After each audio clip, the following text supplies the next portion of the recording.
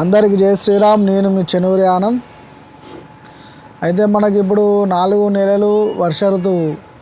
ఈ 4 నెలలలో మనిషిపై ఏదైనా ఒక నెల ప్రభావం కంపల్సరీగా పడుతుంది. మనము ఆ ప్రభావాన్ని తట్టుకునే విధంగా మనకు హిందూ ధర్మంలో చాలా వరకు మనకు ఆచారాలు ఉన్నాయి. అలాగే వ్రతాలు, నోములు ఇలాంటివి కొన్ని ఉన్నాయి. అయితే కొంతమంది ఏవి పాటించక ఏమైందంటే భయపడతారు. ఆందోళన, టెన్షన్స్ ఇవన్నీ కూడా మనిషిని వెంబడిస్తూ ఉంటాయి.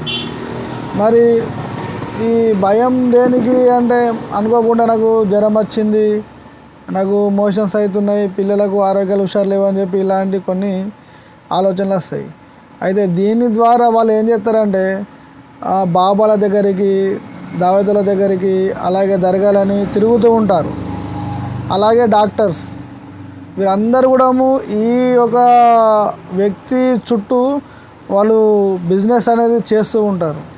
మరి వీళ్ళ అందరి బిజినెస్ నుంచి మనం తప్పించుకోవాలి అంటే డైలీ గుడికి వెళ్ళాలి. రోజు ప్రొద్దున గుడికి వెళ్తూ మంచి ప్రశాంతమైన వాతావరణాన్ని నిర్మాణం చేసుకొని, అలాగే ఇంట్లో ఊదు, గుగ్గిల, మైసాసి కలిపిన మిశ్రమాన్ని రోజు ఇంట్లో వేసుకోవడం వల్ల ఇల్లు ప్రశాంతంగా మంచిగా ఉంటుంది.